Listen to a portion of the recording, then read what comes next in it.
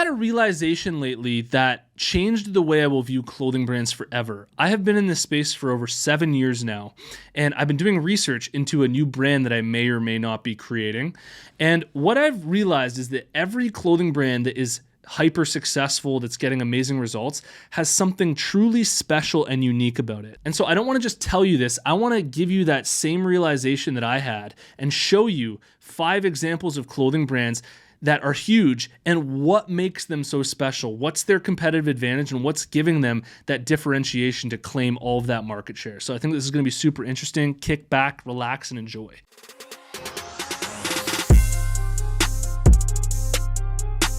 Apparel Success is sponsored by my buds over at Design Crowd. If you struggle with designs, I really recommend that you try them out. You post a project on Design Crowd. Designers from all around the world are going to compete for your project. You choose the winner, then you get that design plus revisions. I've literally sold thousands of these designs on my website, and I got them all made through Design Crowd. If you're interested, head over to designcrowd.com/apparel to learn about the special offer that I have for you, or just use the discount code apparel when you post a project on Design Crowd.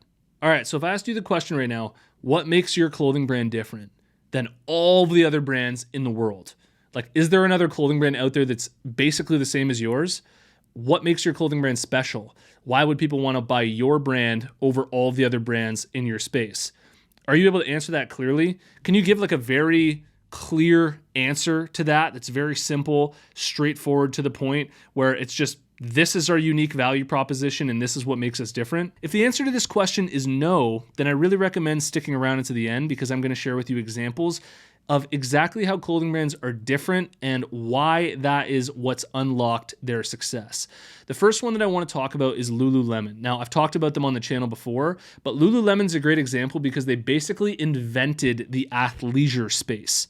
So you look at Lululemon and you say, well, I mean, there's other brands that are kind of similar. They've got like the spandex material. There's other brands that are kind of doing the same thing. But what you might not see is that they literally invented the athletic leisure combination, the athletic performance gear that's made to be worn in leisurely settings. Like when you're out for lunch with your friends or you're like hanging out in a park, it's not like you're just going to be wearing like performance clothing. It's like that perfect combination between athletic and leisurely clothing. And I know that there are now hundreds of other brands that are also doing this, but you have to admire that they were the first brand that really pioneered this whole movement. And so you may look around now and see brands that are kind of similar, but when they first started, that was their main differentiator. That's what their unique selling point was, and that's what made them so special. And the second example that I want to share with you is of a huge clothing brand called Levi's. You may hear Levi's and think of this big general clothing brand, but what you might not recognize is that they have a monopoly on dozens of different market segments in just the jean space. Like, they make jeans that have that Americana style, and their whole brand is based on that heritage wear, like heritage, that Americana, and that's their focus. Like, they're not trying to make the best quality hoodie or the best quality t-shirt. They're focused on making the best quality jeans and injecting that feeling of history and Americana and heritage into their brand that they've had to build over dozens and dozens of years. But having that specific focus of being the clothing brand that is just the best jeans is what they were able to build their entire brand on. The third example is Under Armour. Under Armour is a great example of a clothing brand that noticed a huge gap in the market and filled that gap perfectly. They built a brand that was just performance wear. Sure, there's brands like Nike and Adidas, but Nike and Adidas became sort of more casual wear. Like, people would wear running shoes out to like the park and things. And Under Armour, when they first started up, was just specifically focused on the niche of performance. We're going to make performance gear, like gear that you wear under your stuff while you're working out or while you're playing hockey or while you're playing football. And they completely crushed by differentiating in that way and being really like the first big brand to really enter that performance clothing space, and just outcompeting all the other brands in terms of performance by just specifically focusing on that as their whole brand concept and what they were doing. The fourth example is Patagonia.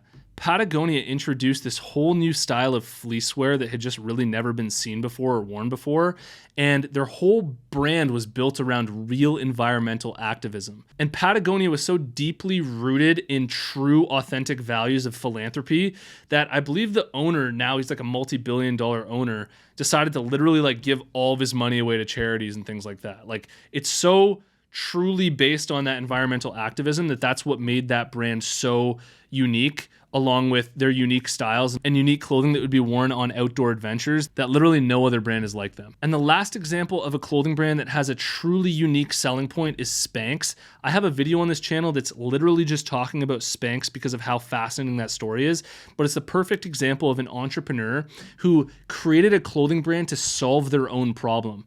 And the owner of Spanx, Sarah Blakely, I believe her name is, noticed that there was nothing in the market that was shapewear or undergarments that actually gave like a smoothing, slimming effect. And so she literally cut and sew made Spanx, these like undergarments herself, to wear under her clothing and to get the effect that she was looking for. And nobody had done it before because she literally had solved her own problem. So she had that very unique, different product. The reason why I'm so passionate about this and talk about this a lot on the channel is because I see hundreds of clothing brands start up every week following this channel. I check with their brands on social media, and there's just no clear differentiator.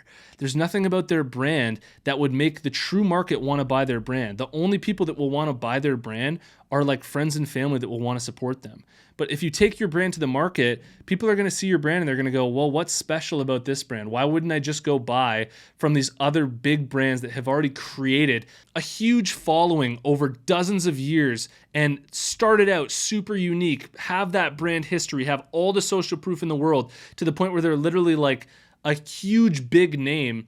Why would they buy your brand over theirs? And you need to find out what's different about your brand, what's your unique selling point that nobody's really done before, and where there's a true need or desire to buy your clothing brand. And so I really hope that that helps guide you to creating a much more unique brand that has a very clear, unique selling point. I've recorded a 100% free clothing brand course for anybody starting up a clothing brand right now. All you have to do to get access is go to freeclothingcourse.com. You can go through it at your own pace, and I'll see you in the next one.